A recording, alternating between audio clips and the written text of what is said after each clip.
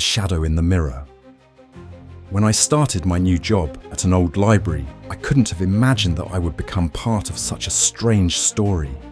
The library was located in the center of a small town and had been built over 100 years ago. Its walls carried the weight of time, ancient wooden shelves, dusty books, and massive windows that let in sunlight only during the day. One of my responsibilities was to clean up the reading hall after closing. That's when I first noticed the mirror in the far corner of the library. It was tall, with a massive gilded frame, and seemed completely out of place in the otherwise modest interior. "Why is this here?"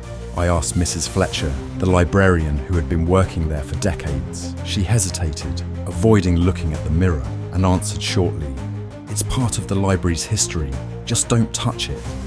One evening, while I was alone, I had the eerie sensation that someone was watching me. Turning around, I caught a glimpse of something in the mirror. It wasn't my reflection. I stepped closer to take a better look. My face stared back at me, as expected, but behind me in the mirror was a figure, a tall silhouette standing in the corner of the room. I spun around, but no one was there. Probably just my imagination, I thought, trying to brush it off. But forgetting about it proved to be impossible. With each passing evening, the occurrences grew stranger. Shelves near the mirror were mysteriously disordered by mourning, and books were scattered on the floor, even though I'd left everything in perfect order. One night, I heard whispers coming from the corner, but again, no one was there. I told Mrs. Fletcher about what I'd noticed, but she simply shook her head. "The mirror is old," she said. "Sometimes it shows things you'd rather not see." Her words unsettled me.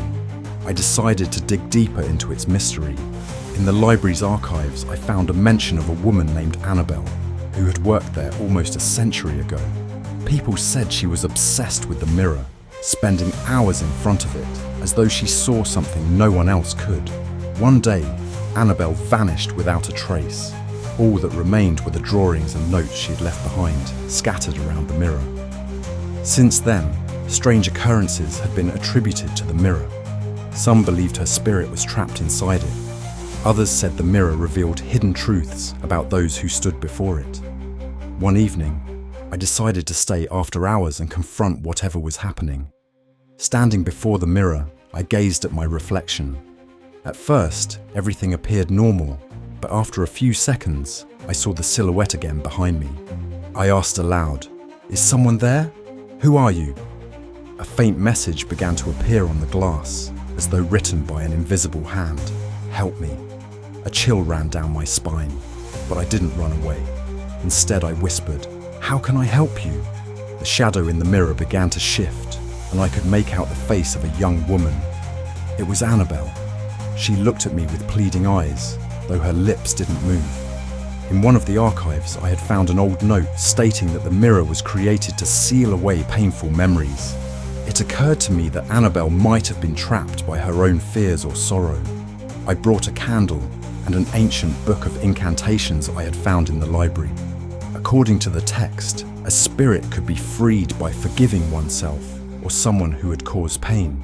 Standing before the mirror, I said, "Annabelle, you are free. Forgive yourself." For a moment, the mirror glowed softly before dimming again. I watched as her image faded away, and the air in the room seemed to lighten. After that night, the mirror became ordinary. No one heard whispers or saw shadows again. Sometimes I glance at it in the corner and remember Annabelle, knowing I helped her find peace. The library returned to its usual quiet, but the mirror remains a reminder that even in the strangest objects, we can find stories worth telling.